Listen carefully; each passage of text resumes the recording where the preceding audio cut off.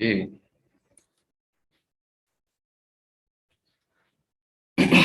So in research, we normally ask a researcher, you are expected to understand the whole research process. Because data analysis is an aspect that falls within the research process. What you discover that research basically runs from introduction. You go to a review of literature, to the methodology, then data analysis or analysis on results, and then conclusions and recommendations. That is a quick overview of how research is structured. So along this procedure, we have the methodology section that has to do with the section that you collect data. Now, what we have is that once the data has been collected, you need to be able to analyze the data. You need to analyze the data. And so once you analyze the data, it makes you're able to draw conclusion. So this course is part of the research process. It's part of the research process, and the essence is to help students learn how to analyze data, and they can use the data for the academic purposes, can use the skills for academic purposes, they can use it for corporate, and they can use it for individual use. Now, there is a lot of attention globally with respect to the skills of a data analyst. Companies are increasingly demanding the skills of a data analyst across the world. We have NGOs, a lot of decisions today are taken, not just arbitrarily, but they're taken based on what? Real-time data. So the challenge is not how to generate data. As an individual, basically you generate a lot of data in a single day. For instance, you got up, maybe you went online, you were browsing a particular website, or you were on YouTube, you're on Facebook, you're on WhatsApp, whatever application. There's a lot of data that you actually emit from that activity. A company that is interested in launching a social media campaign could see you as a potential candidate if they discover that you are using a lot of Facebook. And so they want to advertise and make sure that the advert meets you. And still with you using some particular on Facebook, you discover that you are not just being general, you are working on some particular website or doing some particular things. For instance, you go and you're searching on data analysis, it tells them that you have that potential to maybe be interested in data analysis and data analysis related fields. And so they can basically use that information to do now target adverts and many others. So in effect, what are we saying? The skills for data analysts are global, they're worldwide, they're needed at all spheres.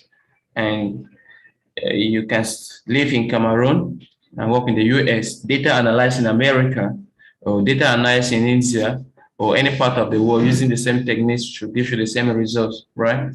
So it's not something that you must go to a particular part of the world before you practice it. You can practice it right in your own room. You just need to be connected. You just need to prove that you can do it and do it well. And you get a lot of persons that will be interested in your service. However, now the challenge is that while we don't have a problem of generating data, we have indicated that even an individual generator of data per day, rather we have a problem of who can make meaning from the data. Yes, how do we make this data now useful? How do we get meaning out of this data? And to get meaning out of the data, there's a need for data analysts, data scientists, data architects, data engineers, and so on and so forth. So it's a field with different career opportunities that if you really want to make a career there, you will make a lot. The pays are among the top around the world. If you check how much data analysts are paid, you discover that they are really paid a reasonable sum of money as compared to to other career professions. And if you learn it and you're able to do it, then you can earn amongst the top. It belongs to one of the top 10 professions. If you Google search online, you see. So in effect, despite the fact that it is a very interesting profession, we must underscore that it is equally very challenging. Yes, it's science inclined. You have to deal with a lot of data. And I always say that the data analysis or data scientist field is not more of a science inclined, but rather it's more of a creative field. You don't need to be a scientist, you don't need to be an expert in mathematics to be able to grasp the concepts. And thanks to the growing availability of different applications to enable you so that you can analyze data when you don't even understand the mechanics behind the mathematics. You'll be able to run regression even when you don't understand how the regression formula was developed and certain key principles around, so long as you know how to use the software. And there are so many applications out there that are available that one can use. You can use SPSS, which is the one we'll be using. You can use Excel. You can use R. You can use Python. You can use Starter. There are 1,001 applications available that you can use to analyze your data, and so it makes it important for you to learn. Now, the application that you use may be of influence, but it plays not a major influence in some cases. For instance, if you understand what the mean is and how to get the mean, if you use Excel or use Python or use R or use SPSS, you will have the same mean, right? The important thing is to know when to use a mean and how to interpret the mean when we get to this application. However, there are some applications that are more versatile and can do a lot more than others. For instance, R and Python, they are more versatile. They have a growing community, and Excel is equally good, but general purpose. SPSS is more focused on data analysis, and the advantage with SPSS is that user friendly. Like you saw that with the class we had, it took you a very short period of time to be able to grasp how the interface is, the different, how you can key in your data, how you can do some certain things. And so basically, while we're teaching this course, one of the things we want to focus more is not the application in itself, which means we're not trying to make you an expert in SPSS, or making you an expert in Excel. Rather, we are just trying to guide you to be able to use this program to do whatever analytical techniques that you want to do. So the focus is not on the package itself. The focus to an extent is on those analytical techniques. When do we use which technique and why? And what are the assumptions that underline the technique, so that when I want to do my analysis, I'll be able to meet up. My analysis will be valid because I'm using the right technique, given the right data. I've refined my data, I've cleaned my data to use it, and whatever I'm doing will be untainted. The reason is that data analysis is not an imaginary field. It's a practical field, something that is real. And so if you collect the right data, you analyze the data using the right techniques, and you draw conclusions, 90% of the time, 95% of the time, the conclusion you have drawn, if applied, should be able to give that desired results. If you collected the right data, and the data or your sample size was large enough to represent a population, and you analyze and say, okay, most of the people want to buy this product. If the company decides to produce more of the product, at the end of the day, actually, we will be able to see that most people will want to buy the product, because data, it doesn't lie. However, you can easily lie with data, but data in itself doesn't lie. You can use data to tell lies, but that's why, as we study this aspect of ethical issues in research, ethical issues as a data analyst, we will see that with time. But today we want to get more of the terminologies that are available, that are necessary for us to understand as we progress with this course. You know, you come in when others have already gone ahead. So our objective today will be able to understand what population is and what sampling is. I believe you may already know what population is. We'll revisit it. We'll talk about samples, the different sampling techniques. We'll talk about levels of measurement. We'll talk about variables. So we should be able to see what variables are. And then we'll talk about descriptive and inferential statistics. We'll talk about hypothesis testing, and normal distribution, confidence interval, and a host of other concepts that are very relevant and that are necessary for you to understand. So with that, I don't know if you have any question or anything to say before we kickstart our class for today. Okay. Now we're going to start with our first concept. And the first concept is the concept of population and the sampling. Now, before actually going into this concept, I want to start by telling a small story. It's kind of a story or an analogy so that we situate ourselves into what population is. Let's assume that you are a researcher and you get up in the morning and the government contacts you and they said, it's like that, we want to import new cars into Cameroon. Yes, we're interested in importing cars. But the challenge we find is that we don't know the average worth of cars in Cameroon. So we want to establish to know that, okay, if we import cars, what 200,000 francs CFA Cameroonians will be able to buy, or we import cars, what 500,000, 1 million or plus whatsoever Cameroonians will be able to buy. So they're interested in understanding how many cars are that is the worth of cars in Cameroon, so they can guide them on the most frequent cars that people are using and maybe people's ability to meet up, or how they can now influence the market for people to use whatever cars they want to use. And so with this, it's a challenge for you, right? Because now they're expecting you to provide information. I don't know. If you are contacted as a researcher, how do you think that you go about solving the problem? You don't have any concept on how you can go about solving this. Okay. Okay. Using that is most convenient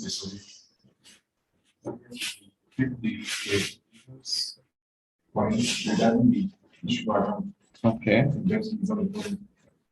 So, like you said, the ideal thing would be to choose use a survey to be able to get the right sample size. And before we actually go into a survey, the truth is that the first challenge you face is that you want to know the average worth of cars in Cameroon. And to get it, the best way would be that you have to gather all the cars that are in Cameroon, count them, calculate their worth. Each car, you say how much did you buy, what is the current worth of the car. The person will say, I bought this car for 100,000. I bought this car for 50,000. I bought this for 1 million. I bought this and that. And so from there, you calculate how many cars are there in all. And once you have done the calculation, you'll be able to now divide by the number of cars that are available and get the actual right number, right? But many times, the ability to do that becomes quite challenging, because to gather all the cars will not be easy. There are millions of cars in Cameroon, and your desire to get hold of these cars cannot be easily met, as you may think. And so what happens is that because of this challenge, researchers might not be able to go and count all the cars, gather all the cars, take their worth, and so on and so forth. So what they do is that they take a subset of the cars, and a subset of the cars now is what we call a sample.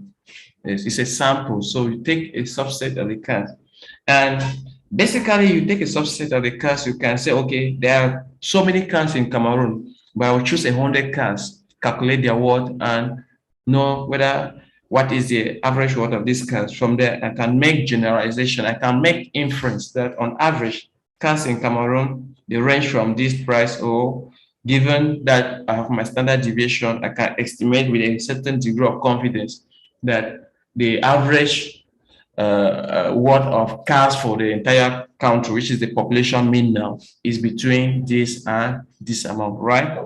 So it is important for us to understand that. So in effect, what are we saying? A population basically will be referred to as the specific collection of objects of interest. That is a population. If you're studying population, it could be individuals. It could be cars. We have already mentioned the issue of cars, right? They're not human beings, but they're things. But we want to know the average worth. So we need to know how many cars are there in general. A population could be animals. It could be students. It could be farmers. It could be teachers. It could be administrators. It can just be anything that you are interested in collecting data from. And so now the population now refers to the entire data set. It refers to the entire data set, which means we're looking at every element in that population set. However, because it will be challenging, as we have indicated, that getting information from the entire population may be quite difficult. It's time consuming. In some cases, it's practically impossible. You may not even know our population or to be able to map out the entire population.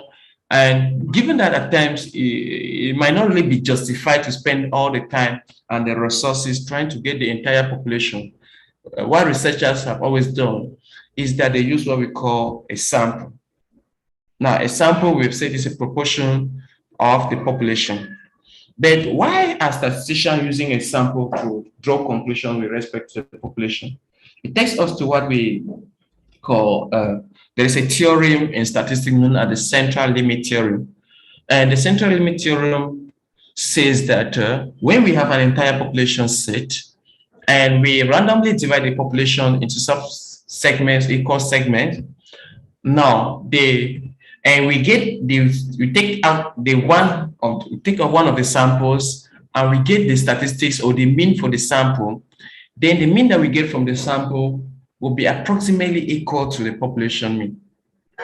Now, it's approximately equal because it might not be exact, but we can estimate that if this is our sample mean is 25, then we can say with a certain degree of assurance that the population mean may not be 25, but it can be between 23 and 29. We have a range, a confidence interval that we believe that the population mean falls. So in such a case, what we emphasize is that our sample should be what? A representation of the population. So a sample must be a representation of the population. If our sample is not a representation of the population, we can't draw conclusions that whatever is happening to the sample will happen to the population. Yes, it will be proportionate to what can happen. But it is important for you to understand that the decision to use a sample is because it has been proven over time that a subset of the population that represent the population, which is a sample, can actually help us to get information with respect to the population that will be valid. In other words, we're saying if you collect 100 cars or 1,000 cars and you calculate their average worth, at the end of the day, the mean you get from these cars can help you to infer what would be the likelihood of the average worth of cars in Cameroon. And if you do it well, if you collected the right data and your data actually is a representation of this population, then that conclusion should be valid, right? So that is just the concept of population. And it's very important to understand population in statistics and research, because whatever analysis you are doing, remember that nobody's really interested in your sample. Your sample is not important if you cannot help people to generalize to the population. So you only have to take your sample. You have already collected data from your sample, but people are only interested in your sample because that sample can help them to arrive at conclusions out of your sample, which is the population. So that's why the concept of population is important, and understanding what sample is and the different sampling techniques is equally important as a statistician who will have to make some analysis, who have to assist researchers who have to analyze data. And so you need to know that this data you're analyzing come from a specific population or that's a specific population that is distributed with a certain distribution or a distribution-free population data. So in a case where we can have all the population, we call it a census. Just go to indicate. So many times we hear that the government is conducting a census because they go out with the intention of what? Involving everybody. They want to count and get information from everybody. And so it's a census, right? The census basically says all the elements have been actually calculated. You collect data from everybody. So when you hear of census, it means everybody is involved. And when it comes to sampling, we've said sampling is a proportion of the population, and sampling process, sampling is a process by which numerical values can be selected from the population. Sampling statistics, if they are unbiased, are economical ways to draw inference about the larger population. I'm sure we have said that. Yes. It's an economical way. It will save you time, it will save you resources, it will save you all the stress to go around gathering, trying to gather all the cards in Cameroon when you can take a subset, and what you get from the subset will reflect the entire population. And so we have also said our population can be defined in terms of different aspects. It can be the world's population. We know that the world population is 7 point something billion. It can be in terms of a country, it can be in terms of a city. So in which case we are saying that population is defined in terms of what? Geographical, right? Yes, we can use geographical to say, okay, the population of where was this and that. It can still be defined with respect to certain attributes. Maybe we're talking about teachers, we're talking about drug addicts, we're talking about military, we're talking about a certain group of persons that exhibit a uniform characteristic or they share something in common. And so in such a case, it is equally important for you to understand that population, we don't only refer to human beings, it can be different things, it can be things, it can be objects, and so on and so forth. So now, as you can see from my slide, we basically have our entire population, which constitute elements. This constitute our entire population, but it is equally important for us to see that apart from that entire population, we can select a subset, and we want to ensure that our subset should be what? A reflection of the population. So if we are doing analysis as a statistician, what you will notice is that the population will give us what we call parameters. Attributes of the population are known as parameters, right? The parameters that will help you to understand the population. While on the other hand, attributes that come from the sample are actually what we call statistics, or they're statistical. And from the sample, we can make inference to the population. That's what you see. Yes. From the population here, we have our sample, and from the sample, we cannot make inference with respect to the population. So now, while we have been talking about sample, it is important for you to understand that there are different sampling techniques. There are different sampling techniques, and we now cannot say that one sampling technique fits all. Rather, there are different sampling techniques, but we can divide our sampling principally into two types. We have the probability sampling, and we have the non-probability sampling. And we'll be very much interested in the probability sampling, which is a sampling technique that, as the name suggests, probability that give what? Equal chance, equal chance of participation in the study, that elements of the population are given the same opportunity to participate in the study. And so we have the non-probability, which will be selecting our participant based on maybe a certain criterion. There is something that says, let's choose this particular group of persons and not the other set. So talking about the first part, under the probability sampling, which is highly utilized by quantitative researchers, because with quantitative research, the idea is to collect data from a large sample, from a large sample, so that we can draw inference with respect to the population. In which case, quantitative researchers, their main motivation is to either test a theory to verify a hypothesis. And to verify a hypothesis, you need to gather a lot of data. And once you are gathering that data, you want your data to come from a certain known population so that you can draw conclusion with respect to that population. So the quantitative researchers, they most at times employ the probability sampling technique. They employ the probability sampling technique, unlike the non-probability researchers that use qualitative research with non-probability. However, it's not uncommon that you see that some quantitative researchers will still employ elements of what? Non-probability sampling for their data collection. Now, under the different probability sampling and non-probability, we have the random sampling technique, we have the systematic sampling technique, we have the stratified sampling technique, we have the cluster. There are many others, but these are the key that are most at times used around us, and we'll see what they stand. We'll not go into details, but we just want to see. We said that with the random is one of the best sampling techniques because, truly speaking, it gives every individual the same chance of being selected. There is no bias of selection. And so everybody has the same population, the same probability of selected to participate in the study, so long as you are a member of the population. That's what the random sampling. Now, most of this, adopting the random sampling is a little bit difficult and tricky in real world. And that for you to be able to adopt a random sampling, you need to be able to have your entire population so you can have a sampling frame that enables you to be able to select.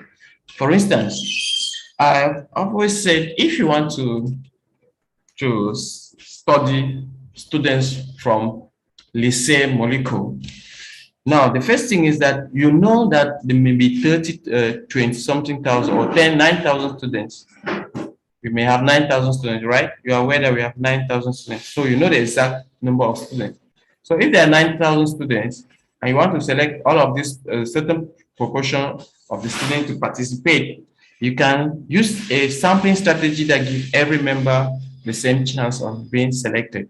And to do that, you may decide to assign numbers, random numbers. You can say, okay, you assign numbers to the students from maybe 1 to 9,000. Once you assign the numbers 1 to 9,000, you are able to randomly select or to select this number in without any order. So since you have assigned numbers and you say, okay, I'll pick numbers at any point. When I put my hand, if I pick 10, the respondent that occupies the 10th position will participate in the study. If I pick 11. And so what happens is with the random sampling, the selection of one has nothing to do with the selection of another. A good example to understand is the American lottery system. If the American lottery system is actually random as they say it, and the numbers are generated by the computer, then it is a perfect example to use for random sampling, where once you are selected, if we are brothers and sisters, that you are selected doesn't count to my opportunity of being selected, right? That we come from the same village has nothing to reduce the chances of being selected because I was selected.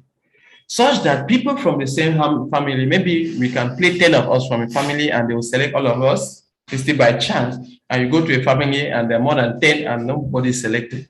Yes, so everybody has the same chance of being selected. So that is a good example. Another thing is the coin. If you are using a coin that has the positive, the head and the tail, you understand that when you flip the coin, at any point in time, you can either have a head or a tail. And so all the probabilities 50-50, right? Yes, unless it's a bias, the coin is biased, then you can now see that maybe some situations will not be able to give you that 50-50 probability. So we have the dice with 6 each. When you put, you can have it whenever you are playing Ludo. Yes, that is what purely by chance. Somebody may say I'm an expert at Ludo, but then we know that there's really no expert, because if you flip the ball, if you become an expert in Ludo, then there is some kind of trick that you're using, which we may not know the trick, but whether it's a 6, a 2, a 5, or a 3 or 4, they're all occurring by chance, right? Yes, anytime you flip, you can either have any of the numbers. There's nothing that says, now let the head come ahead or the 6 come Though you need a 6, but you can have a 1, you can have a 2. Do you get it? Because it's by chance. So those are examples of simple random. They're basically giving equal opportunity. Now, apart from the simple random, we have the systematic sampling technique. Now, the systematic sampling technique is also a probability sampling technique that gives chances for every participant to participate in the study, but then there is a systematic way of selecting the participants. Though everybody has an equal chance of actually being selected, but the selection procedure is a bit systematic. For instance, we've talked about selecting students, and we say we can number the students from 1 to 9,000. Now we can come back and say, okay, now we'll select the students in a systematic way, such that after every 5 students, we pick 1. So we'll take 1, 2, 3, 4, 5. We'll take the 6, 7, 8, 2. We take the 12th. We take, so it's systematic. And so anybody that comes up at that number will be selected. It's not because you did not go and say, okay, go and stand at number 16 or number 12, so you should be selected. It's totally by chance that you occur at that. But the difference with this one is that what there is a systematic way of selecting participants, right? Yes, you can say after the 10th or after the 15th participant, you pick the next in that way. So it's systematic. Now, apart from the systematic, we equally have the the stratified sampling technique. The stratified sampling technique basically divide your sample into categories. And then we are using categories or different groups based on what is a common characteristic or a common attribute that differentiates your population, that makes your population not to be that uniform. You may want to study now the distribution of population in Boya. I discovered that for you to study the population, there's something that may influence that population. It can be age, right? And so since it is age, you don't want to date people maybe from a particular age group to represent your sample. So you say, okay, I will divide my population into 3 age groups: the young, the adult, and the old. So that you can say, okay, if I have more adults here, or I will take a certain proportion from the young, another proportion from the old, and then another proportion from the adult, to ensure that there is what balanced representation in your population, such that your opinions should not be driven or guided by a certain group of persons. Do you get that? So that is stratified. So we basically divide our population into strata, or if it's one we call stratum, and we see how to select members across the different strata. Now, the last is the cluster. The cluster is similar to the stratified in that the cluster equally divide our population into groups. But the major difference is that when we divide our population into groups, we don't take across the different groups. We can pick a single group to represent us. Now, it's most often used when we're dealing with geographical studies. You want to study Cameroon, and you take that you're studying the population of Cameroon, or people perception with respect to COVID-19 in Cameroon. And you may not go to all the regions. You can pick 3 regions to represent you as your sample. Do you get that? So in such a case, you can just say, okay, I'll pick Southwest, I'll pick Far North, and I'll pick maybe Littoral. And so you pick those 3 regions. And once you go to any population, the desire is to pick all the elements of that stratum. Yes, any stratum, you pick all the elements there. That's one thing. You don't go and select again in most cases. So that is the cluster sampling. And so just a bit with respect to known probability, we don't really have much interest in known probability, not because it's not useful, but that we are dealing with quantitative research and quantitative techniques. So we focus more on probability, which is the most apt for quantitative studies. Now, the known probability sampling technique do not give equal chance for participants. Rather, people are participated based on a certain criteria or when they meet a certain condition. Or when we have challenges getting the random sampling, we go for the probability sampling, we go for non-probability. And the different types we can have purposive, we have quarter, we have convenience, and so on and so forth, snowball. For instance, when we talk about the snowball sampling technique, it is a sampling technique that participants are selected through reference or recommendation. referrals or recommendation, what happens is that somebody is recommending that, okay, choose this particular set of persons. And a good way to do, if you use this sampling technique in some situations that may be very sensitive, or your population is really unknown and you don't know how you can actually access your population. Let's assume that you're studying the political crisis in political crisis in the Northwest and Southwest, and your interest is on ex-combatants or the ex-military guys. I mean, or maybe the Amazonian guys, right? And so what you basically do is that you may not be able to gather them. You may not even know where they are. But there is a possibility if you see one person who was fighting and have come home, the person may know another person that was fighting and also returned home. So when you meet one person, after collecting the data from the person, you can ask for a referral. The person will say, go to this person. And so we call it Snowball. You get your participant by moving from one person to another. Without three, you don't know who will be the next person. But the only person you meet can say, go to this person. And so that is we're using the referrals. We have the quarter.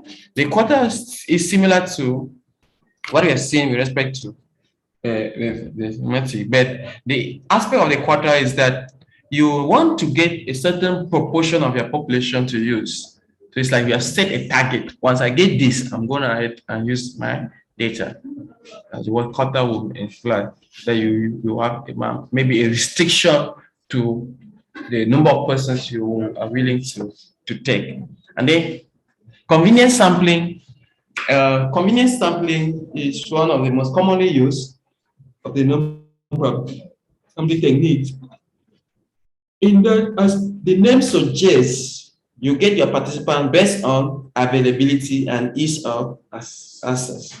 How easy can you access your participants? And if they accept to participate in your study, then you'll be included in the study. That's the aspect of work. And then we have purposive sampling. Purposive sampling, basically, you have a criteria as purpose. There's a purpose why you are choosing a particular person for the study. This person is not only participating, but he or she is participating because he or she meets a certain criteria. There's a criteria of you create some criteria or a criteria you've set, and you're expecting that if this person, and most of the times you could use knowledge. That's why we say may call the key informant. They're well informed. Knowledge becomes a criteria when you are selecting a particular person. You want to study the political science of Cameroon, you may want to get the political scientists because they're knowledgeable, right? You don't just want to go to the street and be asking everybody. You want to get political scientists who can analyze the situation and better give you the right information. In all, when choosing a sample, your motivation is to be able to get information that will help you. So you must select the right population when you choose your research questions. You should be able to select the right population. You should be able to select the right sample that will give you information that can meet the population set. And so you will not want to study, studying taxis, drivers, driving habit, and you go and collect information from Okada. There are people, but then they don't meet, they're not the right population. And you will not want to be studying a population of 10,000, you go and take 5% to represent the population for a quantitative study. You must make sure that the sample size that you give is large enough. And there are different methods to calculate your sample size, both for known and unknown population, which I think that will be left for you to do some research and know how to get it. Any question with respect to population? Okay. So that's our first concept. So if you don't have a question, I think we can put that concept in